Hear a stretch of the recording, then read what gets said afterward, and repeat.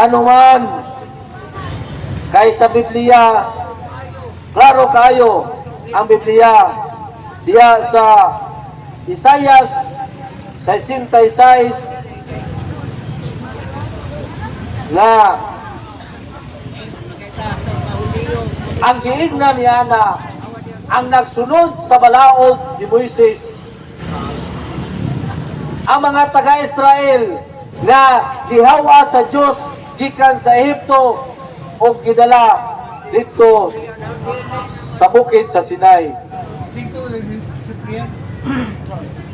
Unya,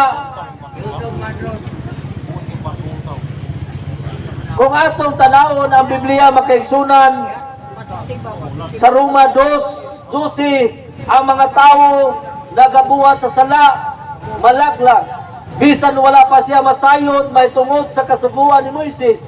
Ang mga tao nga nakahibalo sa kasuguan ni Moises, apan wala na magpadayon sa pagbuhat og sala. Hukman usab sa Dios, apan ang kasuguan gayud ang iyang basihan sa paghukom. Muna makaigsunan katong giingon nga sunugon sa kalayo ang mukaon sa baboy, pinaag ito sa kasuguan sa balaod ni Moises makaigsunan. No? Muna din na kung atong makita sa Biblia makaigsunan,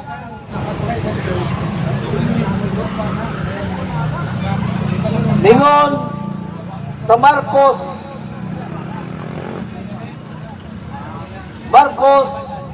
7:17 ngadto sa 19, pagkahuman og biya ni sa mga tawo o misulod siya sa balay, sa dihang dito na sa sulod sa balay nangutana kaniya ang iyang sumusunod kung saon may kahulugan ni atong panultihon.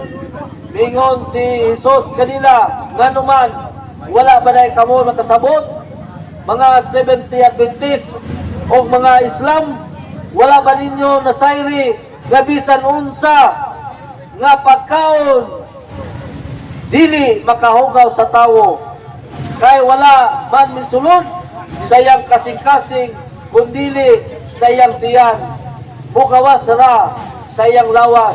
Sa pagsulti ni Jesus nini iyang gipadayag nga ang tanan nga pagkaon himuo ng kanon. Usa to makaigsunan, ang tanang pagkaon himuo ng pagkakanon. Mismo na ang atong Ginoo nag-ingon na ang tanang pagkaon pwede ng kanon makaigsunan. Og niadtong miaging Domingo adunay ebanghelyo nga ang usa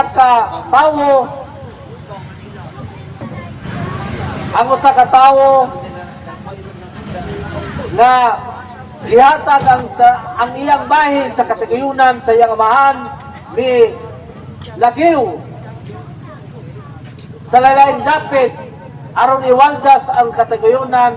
Sa dihang naurot na ang iyang katigayunan, namuhi, nalaman siya o baboy. May gabi dyan, namuhi nalaman siya o baboy. O niya karon sa pamuhi niya baboy, wala siya makaon tungod sa iyang kalisod.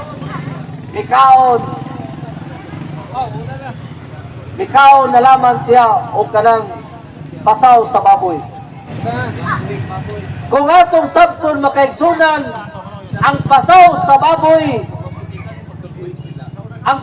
baboy gikaon niya tong tawo, unsa pa kaya kaha tong gibuhi sa tawo nga mao ang baboy. Wala makaigsunan, atong tanawon nga kung kaonon ang pasaw sa baboy, unsa pa ka katong ipasawan makaigsunan. Munang atong susihon og maayo nganuman kay ang Biblia Naklaro nga ang tanan ipakaaw na sumala sa atong Ginoong Hesus.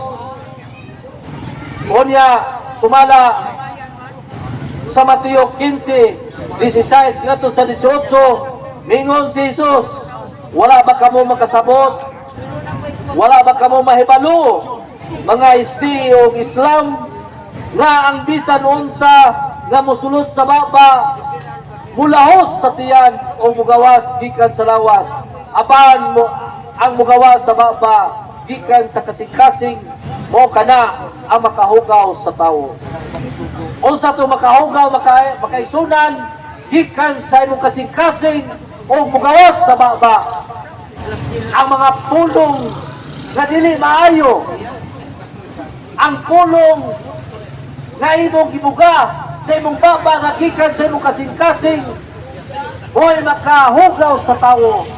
Sama karon nga mayon ka ang mga Katoliko gasimba og Diyos-Diyos, ang mga Katoliko mga palahubog o mga bayihan. Ya, dili ra ba tanan palahubog o dili tanan bayihan. Sa una bayihan ko karon dili na. Unang wala na unta ko na-apil niya ng bahina. Wala makaigsunan mo kana ang sala ang makahugaw sa tawo, ang mga pulong nga dautan nga ikasakit sa isang katawo.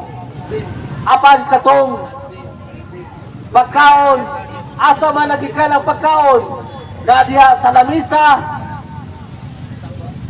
na diha ang litson, na diha ang humba, na diha ang apritada, kung saman gikan sa lamisa, imo ka ng kuhaon, ibutang sa imong plato, dahil magkutsara o magtinidor ka, imo ka ng kanon, pagkaon niya na, mulahos, diha sa imong ubos.